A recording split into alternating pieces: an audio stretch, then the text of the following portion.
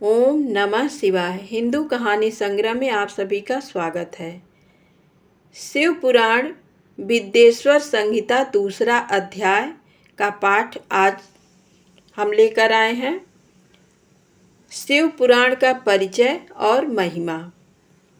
व्यास जी कहते हैं, उन श्रेष्ठ मुनियों की ये बात सुनकर सूत जी मन ही मन परम श्रेष्ठ भगवान शंकर का स्मरण करके उनसे इस प्रकार बोले। सूत जी कहते हैं, साधु महात्माओं, आपने बहुत अच्छी बात पूछी है। ये प्रश्न तीनों लोगों का हित करने वाला है। आप लोगों के स्नेहपूर्ण आग्रह पर गुरुदेव व्यास का स्मरण कर मैं समस्त पाप राशियों से उद्धार करने वाले शिव पुराण की अमृत कथा का वर्णन कर रहा हूँ। ये वेदांत का सार स्वरूप है। यही परलोक में परमार्थ को देने वाला है तथा दुष्टों का विनाश करने वाला है। इसमें भगवान शिव के उत्तम यश का वर्णन है। धर्म, अर्थ, काम और मोक्ष आदि पुरुषार्थों को देने वाला पुराण अपने प्रभाव की दृष्टि से वृद्धि तथा विस्तार को प्राप्त हो रहा है। शिव पुराण अध्ययन से कलयुग के सभी पापों में लिप्त जीव उत्तम गति को प्राप्त होंगे। इसका प्रवचन सर्वप्रथम भगवान शिव ने ही किया था। इस पुराण के 12 खंड हैं। ये 12 संहिताएं हैं।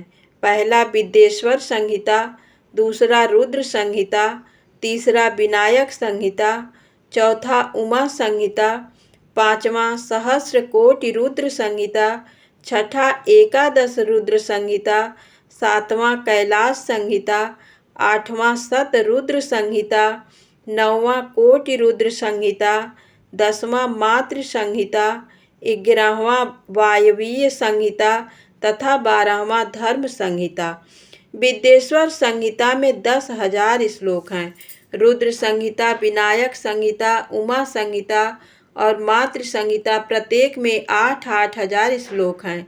एकादश रुद्र संहिता में 13,000, कैलाश संहिता में 6,000, सत रुद्र संहिता में 3,000, कोटि रुद्र संहिता में 9,000, सहस्र कोटि रुद्र संहिता में 11,000, वायवीय संहिता में 4,000 तथा धर्म संहिता में 12,000 श्लोक हैं। मूल शिव पुराण में कुल 1,00,000 श्लोक हैं, परंतु व्यास जी ने इसे 24,000 श्लोकों में संक्षिप्त कर दिया है। पुराणों की क्रम संख्या में शिव पुराण का चौथा स्थान है, जिसमें 7 संहिताएं हैं। पूर्व काल में भगवान शिव ने 100 करोड़ श्लोकों का पुराण ग्रंथ ग्रंथित किया था। सृष्टि के आरंभ में निर्मित ये पुराण साहित्य अधिक विस्तृत था। द्वापर युग में द्वैपायन आदि महर्षियों ने पुराण को 18 भागों में विभाजित कर 4,00,000 श्लोकों में इसको संक्षिप्त कर दिया। इसके उपरांत व्यास जी ने 24,000 श्लोकों में इसका प्रतिपादन किया। ये वेद तुल्य पुराण विद्येश्वर रुद्र संहिता, सत रुद्र संहिता, कोटि रुद्र संहिता, उमा संहिता, कैलाश संहिता और वायवीय संहिता नामक 7 संहिताओं में विभाजित है। ये 7 संहिताओं वाला शिव पुराण वेद के समान प्रामाणिक तथा उत्तम गति प्रदान करने वाला है। इस निर्मल शिव पुराण की रचना भगवान शिव द्वारा की गई है तथा इसको संक्षेप में संकलित करने का श्रेय व्यास जी को जाता है। शिव पुराण सभी जीवों का कल्याण करने वाला, सभी पापों का नाश करने वाला है। यही सत्पुरुषों को कल्याण प्रदान करने वाला है।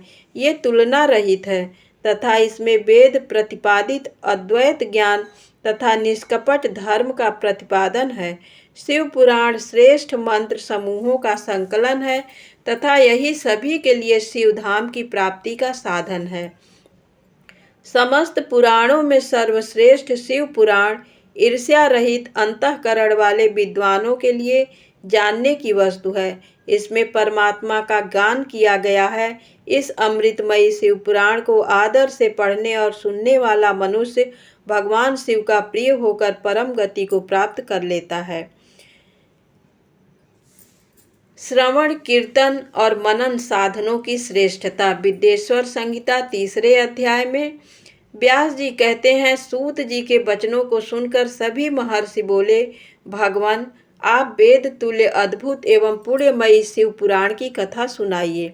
सूत जी ने कहा, हे महर्षिगण, आप कल्याणमय भगवान शिव का स्मरण करके वेद के सार से प्रकट शिव पुराण की अमृत कथा सुनिए।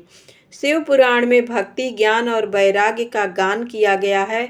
जब सृष्टि आरंभ हुई तो 6 कुलों के महर्षि आपस में वाद विवाद करने लगे कि अमुक वस्तु उत्कृष्ट है, अमुक नहीं। जब इस विवाद ने खड़ा बहुत बड़ा रूप धारण कर लिया तो सभी अपनी शंका के समाधान के लिए सृष्टि की रचना करने वाले अविनाशी ब्रह्मा जी के पास जाकर हाथ जोड़कर कहने लगे, हे प्रभु, आप संपूर्ण जगत को धारण कर उनका पोषण करने वाले हैं। प्रभु, हम जानना चाहते हैं कि संपूर्ण तत्वों से परे परात्पर पुराण पुरुष कौन है। ब्रह्मा जी ने कहा, ब्रह्मा, विष्णु, रुद्र और इंद्र आदि से युक्त संपूर्ण जगत समस्त भूतों एवं इंद्रियों के साथ पहले प्रकट हुआ है। वे देव महादेव ही सर्वज्ञ और संपूर्ण हैं। भक्ति से ही इनका साक्षात्कार होता है, दूसरे किसी उपाय से इनका दर्शन नहीं होता। भगवान शिव में अटूट भक्ति मनुष्य को संसार बंधन से मुक्ति दिलाती है। भक्ति से उन्हें देवता का कृपा प्रसाद प्राप्त होता है। जैसे अंकुर से बीज और बीज से अंकुर पैदा होता है, भगवान शंकर का कृपा प्रसाद प्राप्त करने के लिए आप सब ब्रह्मर्षि धरती पर सहस्त्रों वर्षों तक चलने वाले विशाल यज्ञ करो। यज्ञपति भगवान शिव की कृपा से ही विद्या के सार तत्व साध्य साधन का ज्ञान प्राप्त होता है। शिव पद की प्राप्ति साध्य और उनकी सेवा ही साधन है तथा जो मनुष्य बिना किसी फल की कामना किए उनकी भक्ति में डूबे रहते हैं वही साधक हैं। कर्म के अनुष्ठान से प्राप्त फल को भगवान शिव के श्री चरणों में समर्पित करना ही परमेश्वर की प्राप्ति का उपाय है तथा यही मोक्ष प्राप्ति का एकमात्र साधन है। साक्षात महेश्वर ने ही भक्ति के साधनों का प्रतिपादन किया है। कान से भगवान के नाम, गुण और लीलाओं का श्रवण, वाणी द्वारा उनका कीर्तन तथा मन में उनका मनन शिव पद की प्राप्ति के महान साधन है तथा इन साधनों से ही संपूर्ण मनोरथों की सिद्धि होती है।